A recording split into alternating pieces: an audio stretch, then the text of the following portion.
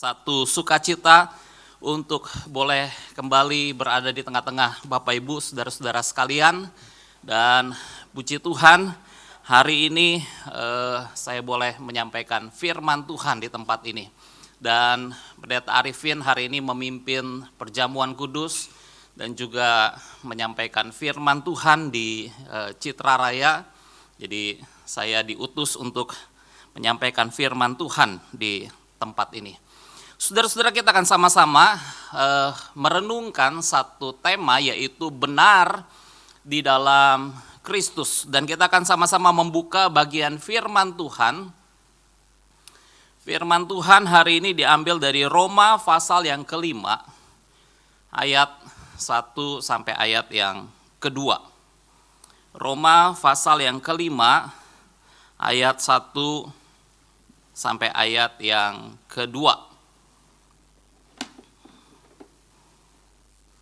Kalau saudara-saudara sudah menemukannya, kita membacanya bergantian. Saya membaca ayat yang pertama, saudara-saudara membaca ayat yang kedua. Roma pasal yang kelima, ayat 1 dan ayat yang kedua. Dikatakan, sebab itu kita yang dibenarkan berdasarkan iman, kita hidup dalam damai sejahtera dengan Allah melalui Tuhan kita Yesus Kristus. Ayat 2, 1, 2, 3.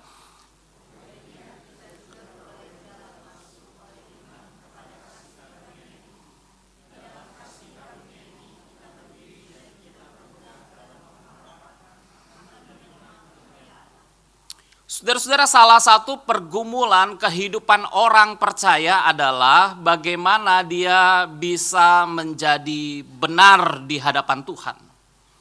Saudara-saudara, ini pergumulan banyak orang, bukan hanya orang-orang Kristen, bukan hanya orang-orang yang percaya, tetapi orang-orang yang dari berbagai agama bergumul dengan satu kehidupan bagaimana dirinya dapat menjadi benar di hadapan Tuhan.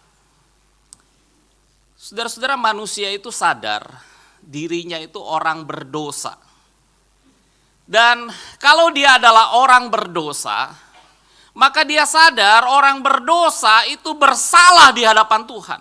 Dan kalau dia bersalah, dia akan menghadapi yang namanya penghukuman Tuhan, penghakiman Tuhan, dan dia akan mendapat satu tempat penyiksaan yang kekal selama-lamanya. Itu sebabnya saudara-saudara, Martin Luther pada tanggal 6 Juli, pada tanggal 2 Juli tahun 1505, Martin Luther, dia satu saat saudara-saudara mengalami satu ketakutan di dalam kehidupannya. Karena pada waktu itu ketika dia dalam sebuah perjalanan pulang, tiba-tiba terjadi hujan badai dan petir itu berkali-kali sambar menyambar. Dan ketika Luther menghadapi keadaan badai hujan dan petir itu menyambar, itu menurut sebuah sejarah hampir membuat Martin Luther mati. Karena petir itu begitu dekat dan hampir menyambar dirinya. Saudara-saudara, dalam ketakutan itu Martin Luther dia berdoa, bukan berdoa tapi dia berteriak. Dan dia berteriak kepada Santa Ana. Dia bilang, Santa Ana, tolong saya. Kalau engkau menolong saya akan menjadi seorang biarawan. Santa Ana pada zaman itu saudara-saudara dipercaya sebagai pelindung. Jadi itu sebabnya Martin Luther dia berteriak kepada Santa Ana. Dan betul Martin Luther selamat. Dan ketika Martin Luther selamat, dia pulang ke rumahnya dan kemudian dia mendedikasikan dirinya, dia mempersembahkan dirinya untuk menjadi seorang biarawan. Martin Luther masuk ke dalam biarawan. Saudara-saudara, ketika di dalam biara, rasa tidak tenang, rasa dirinya adalah orang berdosa, terus menerus menghantui kehidupannya. Martin Luther bergumul di dalam biara bagaimana dirinya dapat menjadi benar di hadapan Tuhan. Dan Martin Luther mulai melayani, mulai banyak berdoa di dalam biara. Dan berbagai hal dilakukan oleh Martin Luther. Bahkan menurut sejarah saudara-saudara, Martin Luther dia berdoa selama berjam-jam di dalam biara. Martin Luther dia berpuasa selama berhari-hari di dalam biara. Martin Luther dia mencambuk dirinya, dia melakukan penyiksaan kepada dirinya untuk bagaimana dia bisa menjadi benar di hadapan Tuhan. Karena perasaan berdosa terus menghantui kehidupan Martin Luther. Dia berkali-kali melakukan pengakuan dosa, tetapi perasaan berdosa terus menghantui kehidupannya dan dia takut akan penghukuman Tuhan yang akan menghukum kehidupannya. Saudara-saudara, di tengah-tengah pergumulan Martin Luther, dia telah melakukan banyak hal untuk bisa menjadi benar di hadapan Tuhan. Tetapi satu saat Martin Luther, dia mempelajari kitab Roma. Dalam mempelajari kitab Roma, Martin Luther tertuju kepada Roma 1 ayat 17 yang mengatakan, sebab di dalamnya dinyatakan pembenaran oleh Allah yang bertolak dari iman dan memimpin kepada iman, seperti ada tertulis orang yang dibenarkan karena iman akan hidup. Saudara-saudara, ayat ini kita baca sepertinya biasa. Tetapi ketika Martin Luther membaca ayat ini, saudara-saudara, dia merasa dirinya seperti dilahirkan kembali. Dia merasa seperti berjalan di dalam pintu surga yang terbuka bagi dirinya. Saudara-saudara, dalam ayat ini Martin Luther menemukan kata kebenaran Allah. Kebenaran Allah selama ini dipahami oleh Martin Luther adalah kebenaran yang dimiliki oleh Allah yang akan menghukum orang-orang yang berdosa. Selama ini Martin Luther selalu terpada kepada kata kebenaran Allah. Kebenaran Allah itu dimengerti oleh Martin Luther, itu adalah satu penghukuman Tuhan kepada orang berdosa. Karena manusia bersalah di hadapan Tuhan. Tetapi ketika Martin Luther membaca ayat ini, saudara-saudara, Martin Luther mengerti bahwa kebenaran Allah, kata kebenaran Allah di situ adalah kebenaran yang diberikan Allah kepada orang berdosa. Dan orang berdosa yang percaya kepada Yesus Kristus melalui iman, mereka menjadi orang-orang yang dibenarkan oleh Allah. Saudara-saudara, Martin Luther mengerti ayat ini, dan ayat ini menjadi satu sukacita di dalam kehidupan Martin Luther. Dan dia sadar, karena kebenaran yang diberikan Allah itu, yang menjadikan dirinya benar di mata Tuhan. Martin Luther menyadari bukan karena perbuatan-perbuatan manusia itu dibenarkan di hadapan Allah, tetapi melalui iman kepada Yesus Kristus, manusia dibenarkan di hadapan Allah. Inilah satu doktrin yang kita kenal sebagai justification by faith. Manusia seharusnya menanggung hukuman akibat dosanya, tetapi hukuman itu ditanggung oleh Yesus melalui kematiannya di kayu salib.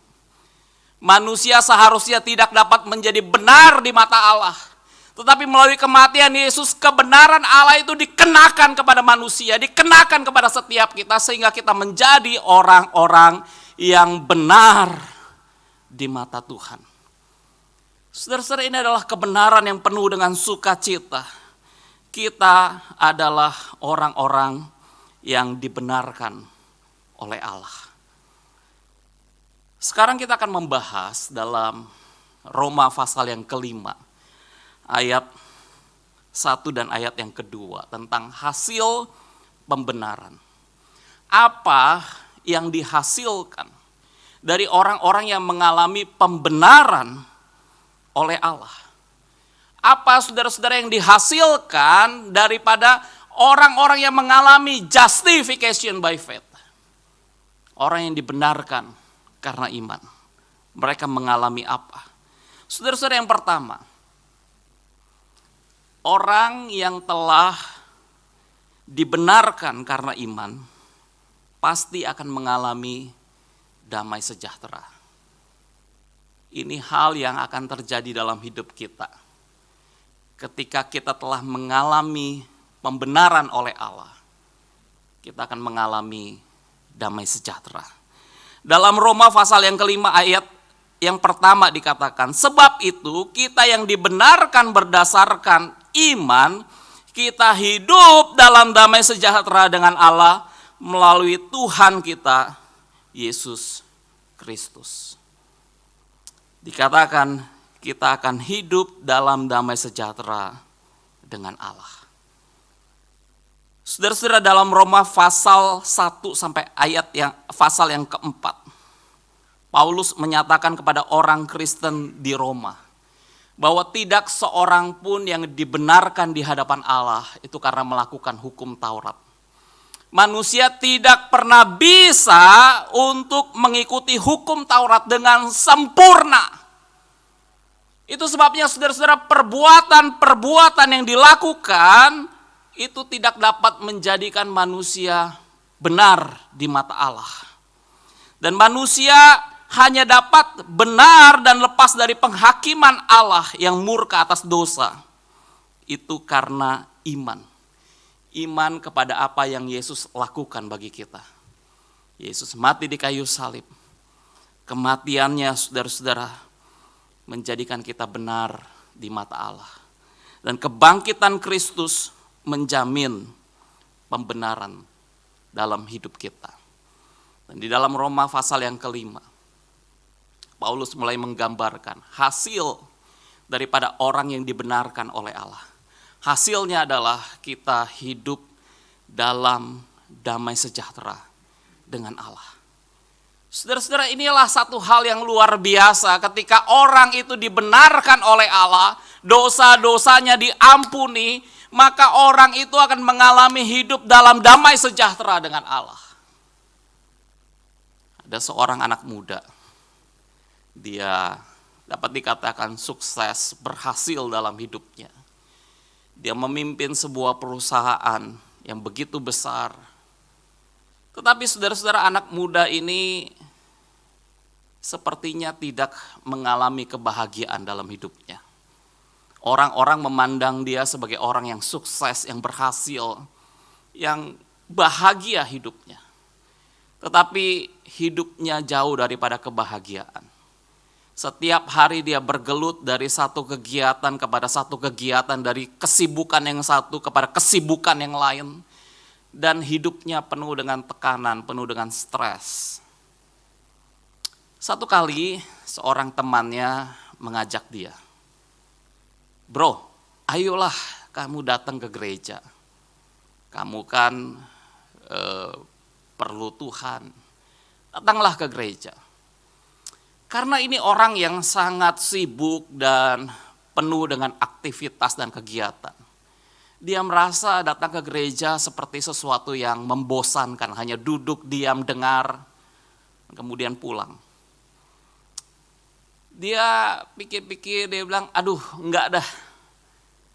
Saya merasa ke gereja itu membosankan. Enggaklah saya ke gereja. Tetapi temannya sedikit memaksa. Kamu coba dulu lah datang ke gereja. Kamu kan nggak tahu bagaimana nanti di gereja. Kamu datang, nanti saya jemput, kita ke gereja sama-sama. Akhirnya dengan sedikit memaksa, dia datang ke gereja. Ketika dia datang ke gereja, saudara-saudara, dia biasa duduk paling belakang. Karena dia merasa orang berdosa. Saudara yang duduk di belakang bukan orang berdosa. Saudara-saudara, waktu dia duduk di belakang, kemudian pujian, khotbah disampaikan, dan dia mendengar firman Tuhan. Waktu itu saudara-saudara, khotbah yang disampaikan adalah khotbah tentang silsilah. Adam hidup sekian ratus tahun, lalu ia mati. Adam memperanakan Enos, dan kemudian Enos hidup sekian, dan kemudian Enos memperanakan bla bla bla bla, kemudian Enos mati. Saudara-saudara dengar khotbah kayak begitu, kira-kira bagaimana saudara-saudara?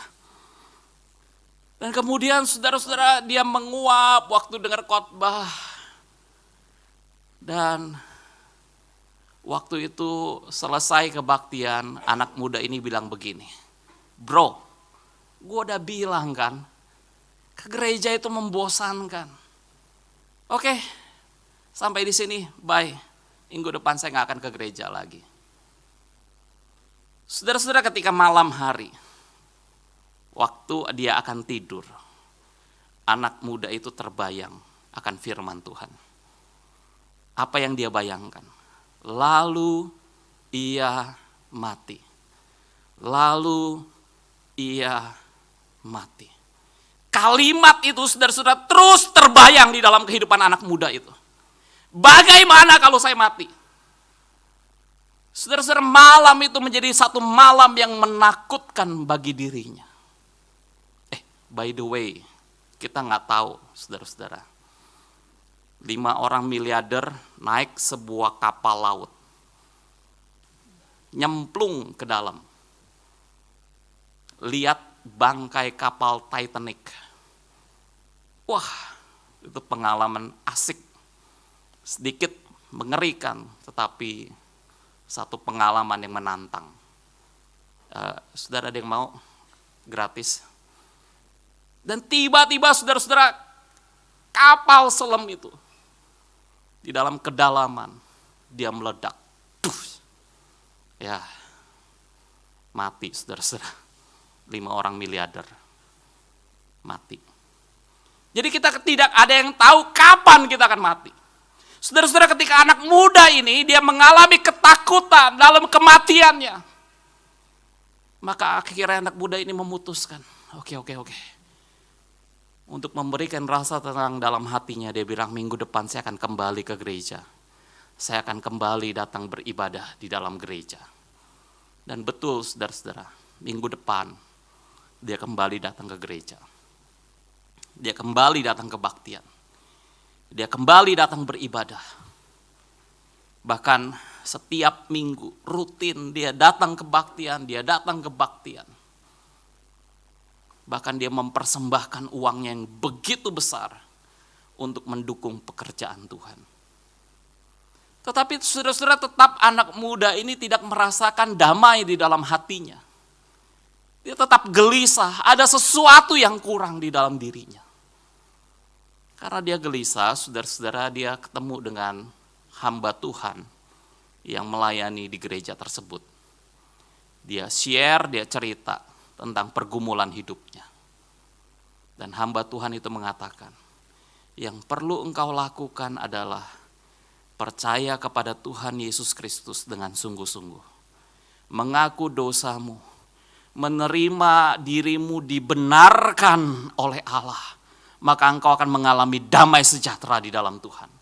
Saudara-saudara, anak muda ini akhirnya didoakan oleh hamba Tuhan itu. Dan ketika dia didoakan, anak muda ini merasakan seperti belenggunya terlepas dari hidupnya. Dan dia merasakan ada satu damai sejahtera Tuhan yang mengalir dalam hidupnya. Saudara-saudara, kalau kita hanya datang ke gereja, itu baik. Tetapi adakah kita telah dibenarkan oleh Allah? Adakah saudara-saudara kita menjadi orang-orang yang dibenarkan oleh Allah? Dibenarkan karena iman. Adakah saudara-saudara kita mengalami damai sejahtera di dalam Tuhan Yesus Kristus? Damai sejahtera yang sejati, bukan damai sejahtera yang palsu. Dan saya percaya saudara-saudara, orang yang dibenarkan oleh iman, mereka akan menerima damai sejahtera yang sejati, yang dari Tuhan. Dan damai sejahtera itu permanen di dalam kehidupan kita. Meskipun kita mengalami badai kehidupan ini, damai sejahtera itu tetap tinggal di dalam kehidupan kita. Saudara-saudara, hal yang kedua, apa yang dihasilkan dari orang-orang yang telah mengalami justification by faith? Orang-orang yang dibenarkan karena iman. Yang kedua, dia akan hidup dalam damai sejahtera. Dia akan hidup dalam pengharapan. Saudara-saudara, dalam Roma 5 ayat yang ke-2b dikatakan, di dalam anugerah ini kita berdiri dan kita bermegah dalam pengharapan akan menerima kemuliaan Allah. Kata pengharapan, saudara-saudara, muncul dalam ayat 1 sampai ayat yang kelima, muncul sebanyak 3 kali. Kata pengharapan, terus menerus diulang, pengharapan, pengharapan, pengharapan. Jadi saudara-saudara, hal ini menunjukkan bahwa orang yang telah dibenarkan oleh iman, karena iman, dia akan hidup dalam pengharapan. Saudara-saudara, menarik sekali di dalam Roma pasal yang kelima, kata pengharapan ini dikaitkan dengan kata kesukaran. Akan ada kesukaran yang dialami oleh orang-orang percaya. Dan dalam kesukaran ini, saudara-saudara, bagaimana kita sebagai orang-orang percaya bisa memiliki pengharapan di dalam Tuhan ketika hidup itu sukar, ketika hidup itu sulit, bagaimana kita bisa memiliki pengharapan yang sejati di dalam Tuhan. Inilah yang Paulus katakan, kita orang percaya akan mengalami pengharapan. Karena kita telah dibenarkan, meskipun hidup itu ada kesukaran, ada tantangan, ada persoalan, ada pergumulan, kita tetap memiliki pengharapan di dalam Tuhan.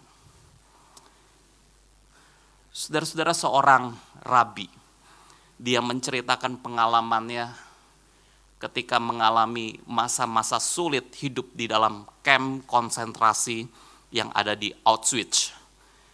Saudara-saudara, pada zaman dahulu, zaman Holocaust, di mana orang-orang Yahudi dibantai, orang-orang Yahudi dibunuh, dan orang-orang Yahudi itu ingin dibasmi dari muka bumi ini.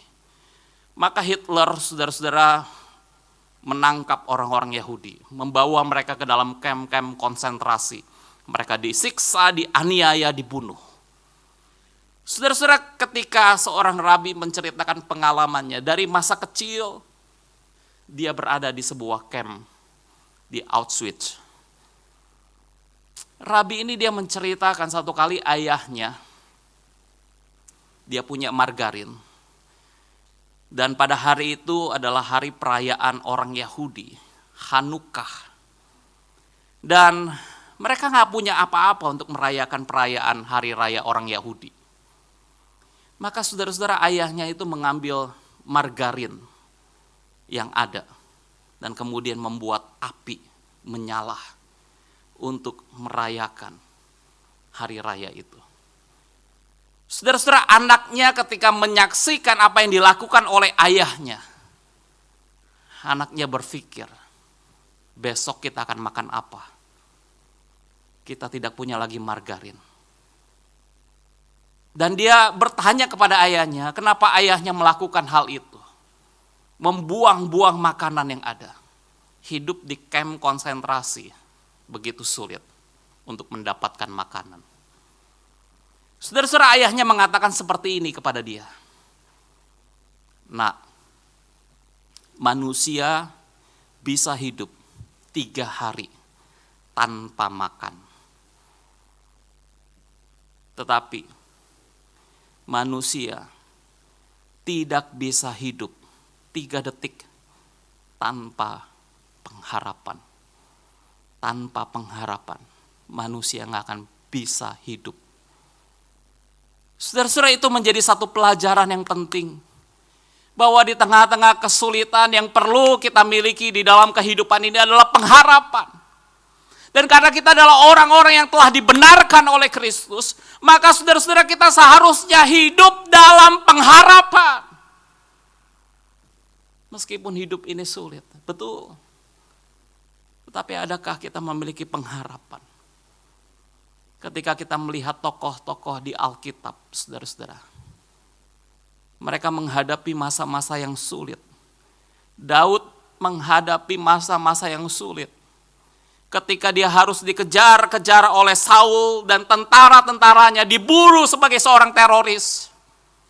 Oleh kekuatan tentara yang begitu penuh, Daud diburu dan Daud dicari dimanapun.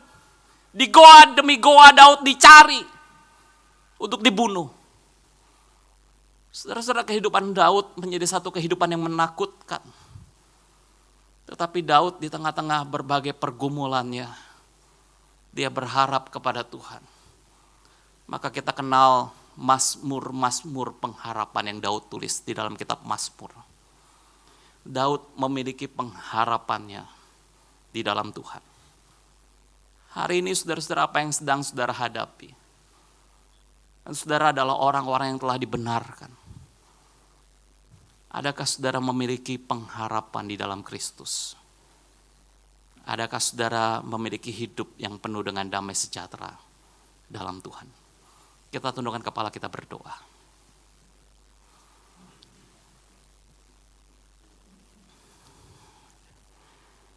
Bapa dalam kerajaan surga, bersyukur untuk firman-Mu ya Tuhan.